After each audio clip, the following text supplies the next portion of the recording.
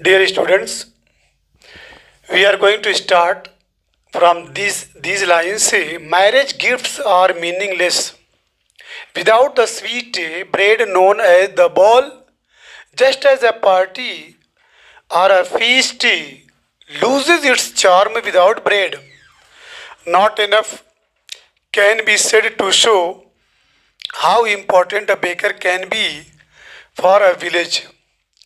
Marriage gift से जो शादियां होती हैं, शादियों में जो गिफ्ट तोहफे तोहफ़ दिए जाते हैं, ये मैरिज गिफ्ट्स शादियों के वक्त में, शादियों के मौके पे जो गिफ्ट दिए जाते हैं वो मीनिंगलेस माने जाएंगे, अर्थहीन माने जाएंगे, बेमाने माने जाएंगे। विदाउट द स्वीट ब्रेड, अगर शादियों में स्वीट ब्रेड न हो, न दिए जाएं, तो उसके बगैर जो है शादियां बेकैफ, बेमाने, अर्थहीन समझे जाते हैं। नोन एज द बॉल, उस स्वीट ब्रेड का को किससे जाना जाता है? बोल के नाम से। यानी मीठी रोटी जो है अगर शादियों में न बने तो वो शादियां फीकी मानी जाएंगी। जस्ट एज अ पार्टी, ये उसी तरीके से है। कौन स्वीट ब्रेड, ये उसी तरीके से है, यानी उसका इम्पोर्टेंस उसी तरीके से है जिस तरह से एक पार्टी हो या फीस्ट, कोई दावत हो रही हो।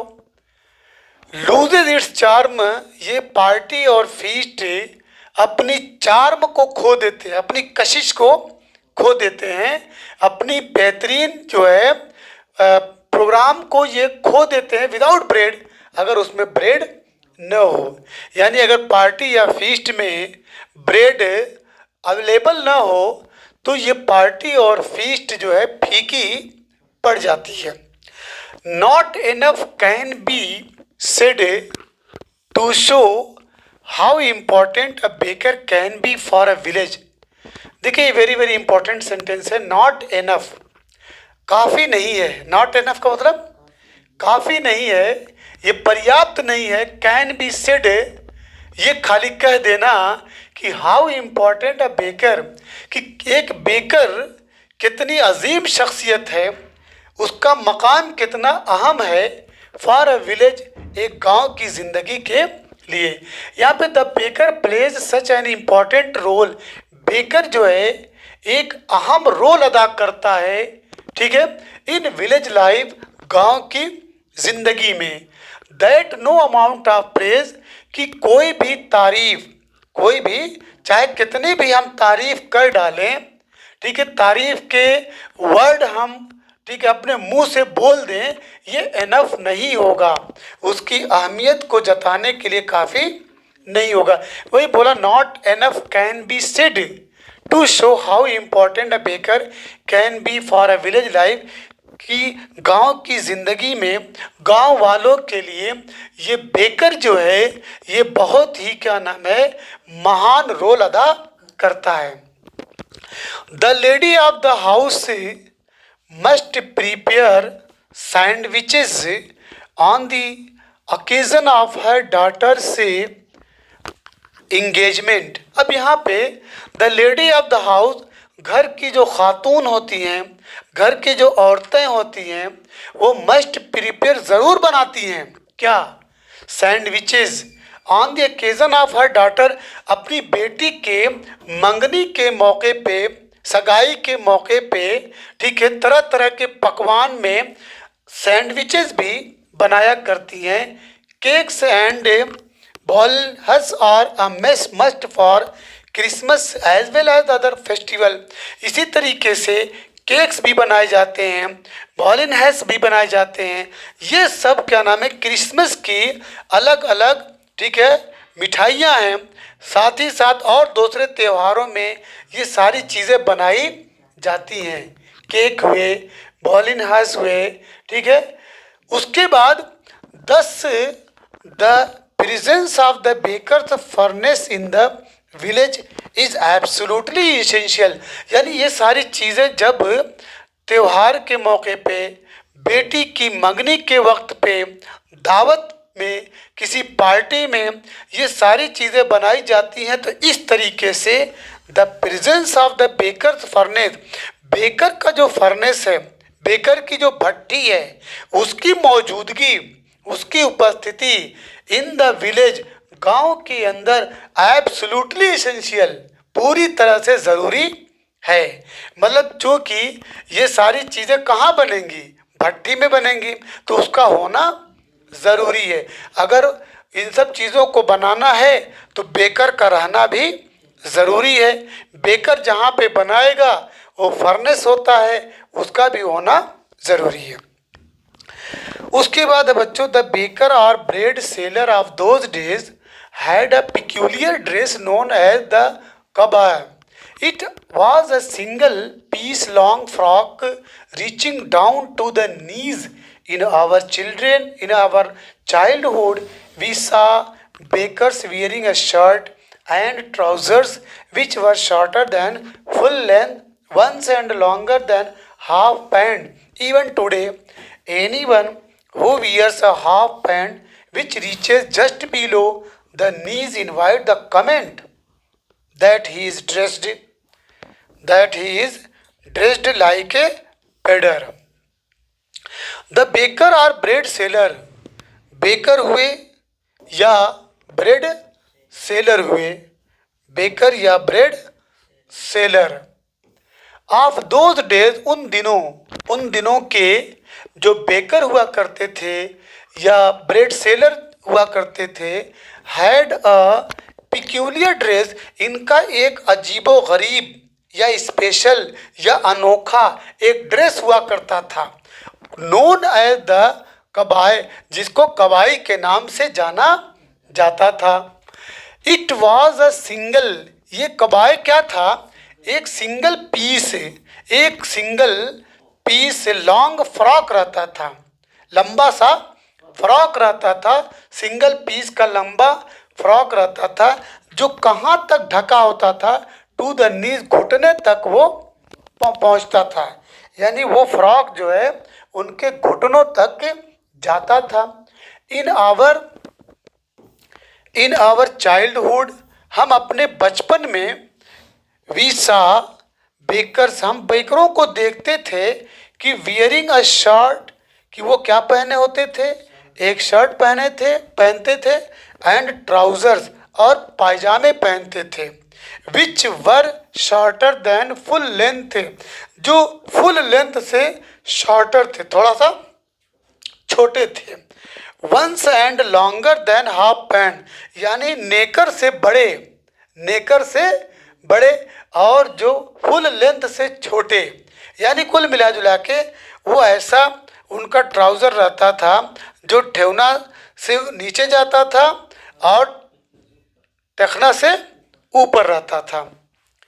तो वही कह रहे हैं कि हम अपने बचपन में बेकरों को देखते थे कि वो एक शर्ट पहनते थे और ट्राउज़र्स पहनते थे, पायजामे, और ये पायजामे जो थे छोटे थे, फुल लेंथ यानी पूरी लंबाई से छोटे थे, लेकिन नेकर जो हाफ पैंट होता है उससे थोड़ा बड़े थे, यानी लंबे थे।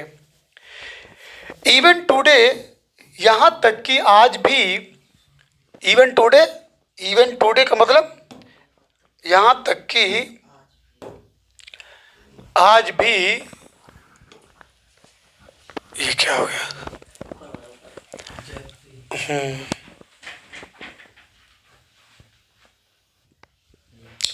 इवन टुडे, यहाँ तक कि आज के दिन में, एनी वन हु वियर्स, अगर कोई ए हाफ पैंट पहनता है, which reaches just below the knees, इतना लंबा कि जस्ट बिलो द नीज, उसके घुटनों के नीचे तक चला जाए, तो इनवाइट द कमेंट, तो लोग उसके ऊपर कमेंट की बौछार कर देते थे और कहते थे कि he is dressed like a पेडर, वो कपड़ा पहने हुए है या ड्रेसिंग किए हुए है किस तरीके से, एक पेडर की तरह से लोग उस पर कमेंट पास करते थे। ठीक है। The baker usually collected his bills at the end of the month. Monthly accounts used to be recorded on some wall in pencil. Baking was indeed a profitable profession in the old days. The baker and his family never starved. He, his family, and his servants always looked happy and prosperous. Their plump psyche was an open testimony to this. Even today, any person with a jackfruit like physical appearance is easily compared to a baker. The last passage बच्चों, the baker usually collected his bills. ये baker जो थे, नानबाई जो थे, usually आमतौर से अपने bill को कलेक्ट करते थे, अपने पैसों को इकट्ठा करते थे at the end of the month, month के आखिर दिनों में, मंथ के आखिर में, महीने के आखिर में ये बेकर लोग अपनी रकम को अपना हिसाब किताब करते थे. तुम्हें याद होगा, मुझे तो याद है, पहले हमारे घर में दूध वाले जो आते थे तो दीवार पे ऐसे ही चीना मारते थे, कितने तारीख से स्टार्ट हुआ, का दिन दूध, यही हिसाब किताब का तरीका था. तो बेकर जो है आमतौर से अपना हिसाब किताब महीने के आखिर में करते थे. यानी अपना हिसाब किताब, अपना पैसा, अपनी रकम कब लेते थे, जब महीना ख़त्म हो जाता था. मंथली अकाउंट से जो मंथ का हिसाब था, महीने का जो हिसाब किताब था, यूज्ड टू बी रिकॉर्डेड, उसको रिकॉर्ड किया जाता था, उसको लिखा जाता था, हिसाब किताब रिकॉर्ड किया जाता था ऑन सम वॉल, दीवारों पे, कोई किसी दीवार पे पेंसिल से, पेंसिल की हेल्प से वो दीवार पे निशान लगा लगा करके जो महीने का हिसाब किताब था उसको सुरक्षित रखा जाता था. Baking was indeed a profitable profession. वास्तव में या सचमुच जो बेकिंग का काम था, नानबाई का जो काम था, नानबाई वाला जो पेशा था, वो बहुत ही प्रॉफिटेबल था, बहुत ही फ़ायदा देने वाला सूदमंद प्रोफेशन था, पेशा था. इन दी ओल्ड डेज, अतीत में, यानी पीछे के दिनों में, गुजरे हुए ज़माने में या माजी में, भूतकाल में जो बेकिंग था, नानबाई का पेशा था, वो सचमुच बहुत ही फ़ायदामंद था. The baker and his family, baker और उसका परिवार, नेवर स्टार्व्ड, ये लोग कभी भूखे मरते नहीं थे. यानी इनकी बहुत ज़्यादा गरीबी या गुर्बत की हालत नहीं होती थी, अच्छी खासी फैमिली इनकी चलती थी. हिज फैमिली, वो यानी बेकर और उनका परिवार, एंड हिज सर्वेंट, और इनके नौकर चाकर, ऑलवेज लुक्ड हैप्पी, ये लोग बहुत ही खुश दिखा करते थे, एंड प्रॉस्पेरस, और बहुत दौलतमंद थे. Their plump physique was an open testimony to this. उनका जो प्लम्प है, प्लम्प माने होता है लोडेड, भरा हुआ, निकला हुआ, ठीक है, उनका जो भरा हुआ, ये जो है फजीक है, स्ट्रक्चर ऑफ बॉडी, उनके जिस्म की जो बनावट थी, भरी भरी उनकी जो जिस्म थी, भरा भरा जो उनका शरीर था, उनका पेट जो निकला हुआ था, वाज एन ओपन, ये खुली अलामत थी इस बात की, यानी एक पहचान थी कि यार इनकी ज़िंदगी बहुत ही हंसी खुशी गुजर रही है. अगर क्या नाम है, ये भूख के शिकार होते या इनका बिजनेस अगर नहीं चलता, ठप हो जाता, तो इनके जिस्म की बनावट इस बात की गवाही देती. लेकिन इनकी जिस्म की बनावट इस बात की गवाही दे रही थी कि ये लोग अपने पेशे से बहुत खुश हैं और इनका बिजनेस, रोज़गार अच्छी तरीके से चल रहा है. एविडेंस होता है, टेस्टिमोनी का मतलब एविडेंस, सबूत, शोइंग, दिखना, मतलब इस बात को दिखा रहा था, इस बात का सबूत था कि क्या चीज़, उनका जो भरा भरा पेट रहता था, ठीक है, और जिस्म की जो बनावट थी, ये दोनों इस बात की गवाही दे रहे थे कि ये लोग बहुत मज़े में हैं. इवन टुडे, यहाँ तक कि आज भी, एनी पर्सन, अगर कोई शख्स with jackfruit like physical appearance, अगर उनके जिस्म की बनावट या जिस्म की नशोनुमा या शारीरिक तौर पे वो कटहल जैसा दिखे तो लोग आसानी से कंपेयर कर लेते हैं उसको किससे, बेकर से। अगर एक इंसान आज भी, आज की डेट में भी उसका जिस्म कटहल जैसा दिखे तो लोग समझते थे कि भाई ये लग रहा है बेकर है या बेकर जैसा दिख रहा है। जैक फ्रूट नोट कर लो, ठीक है। अब इसके बाद सेकंड स्टोरी है बच्चों, जिसका नाम है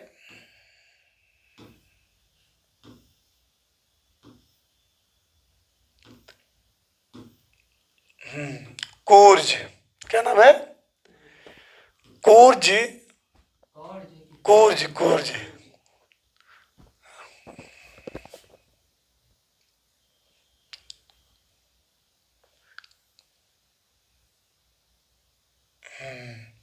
Second story. Coorg is a coffee country famous for its rainforest and species.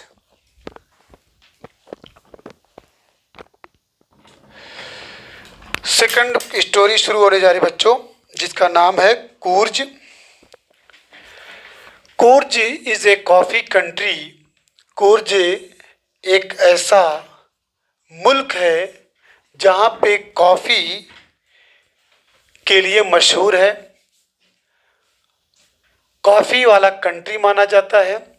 Famous for its rainforest, और किसके लिए फेमस है? यहाँ पे बहुत ज़्यादा रेन फॉरेस्ट मतलब जंगलात हैं, जिसकी वजह से बारिश होती रहती है, सदाबहार इलाका है। एंड इस स्पाइसेस मसालों के लिए मशहूर है। किसके लिए? मसालों के लिए मशहूर है। यहाँ पे साल भर हर वक्त सदाबहार ये मौसम यहाँ बना रहता है, बारिश वाला मुल्क है, ठीक है। रेन फॉरेस्ट के लिए मशहूर है और स्पाइसेस और मसालों के लिए मशहूर है। कॉफ़ी कंट्री इस कूर्ज को कहा जाता है। यानी कूर्ज कौन सी कंट्री? ऐसी कंट्री जहाँ पे कॉफ़ी, ठीक है, एट अ लार्ज स्केल पे पाई जाती है, और ये मशहूर है रेन फॉरेस्ट और स्पाइसेस के लिए। midway between Mysore and the coastal town of Mangalore sits a piece of heaven that must have drifted from the kingdom of God. midway का मतलब बीच, बीच में, इन द मिडिल ऑफ, रास्ते में, बीच रास्ते में, किसके किसके बीच? रास्ते में Mysore and the coastal town.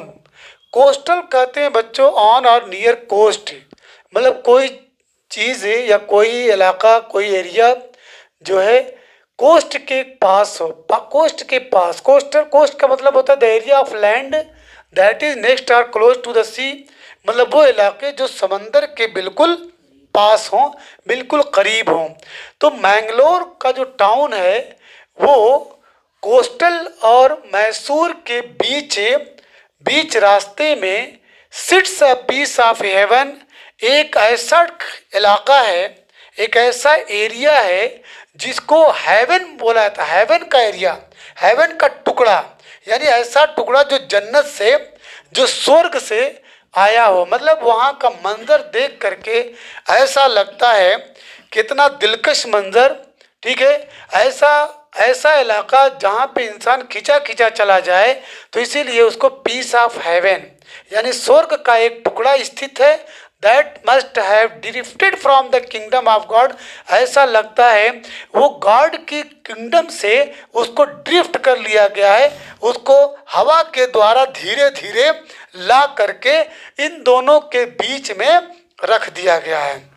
तो कूर्ज जो है एक ऐसा इलाका जो मिडवे बिटवीन मैसूर और जो है कोस्टल टाउन ऑफ मैंगलोर, यानी मैंगलोर का जो टाउन है जो समंदर के किनारे बिल्कुल बसा है, तो उसके और मैसूर के बीच रास्ते में एक ऐसा आसमान का टुकड़ा स्थित है जिसको ऐसा लग रहा है कि ईश्वर की सल्तनत से उसको हवा के द्वारा धीरे धीरे ला करके वहां बसा दिया गया है। This land of rolling hills is inhabited by a proud race of mortal men, beautiful women and wild creatures। अब यहाँ पे बच्चों कह रहे हैं कि दिस लैंड, ये जो इलाका है, ये जो पार्ट है of rolling hills. Rolling hills का मतलब होता है gently curving up and down, मतलब घुमावदार पहाड़ियाँ, ठीक है, अप एंड डाउन। इस तरीके से पहाड़ियों का एक ऐसा सिलसिला जो ऊपर नीचे, ठीक है, चलता जा रहा है।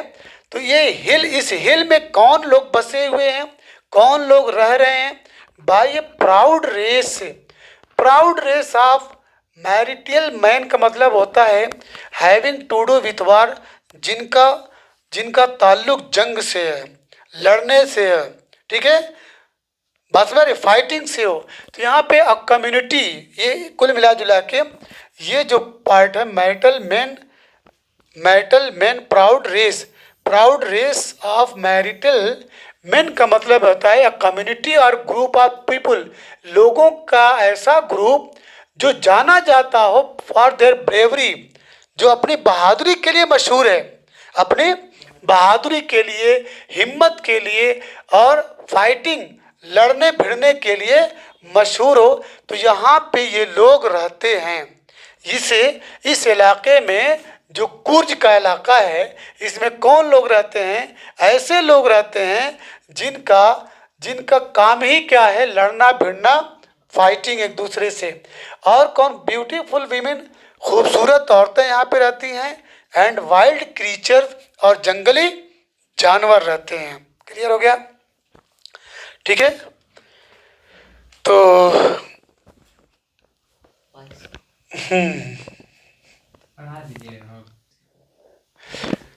चलिए बच्चे, अब इसके बाद दूसरा पैराग्राफ है। हाँ, Coorg or Kodagu the smallest district of Karnataka. Coorg, इसका दूसरा नाम क्या है? कोडागु। ये सबसे छोटा डिस्ट्रिक्ट है किसका? कर्नाटका का।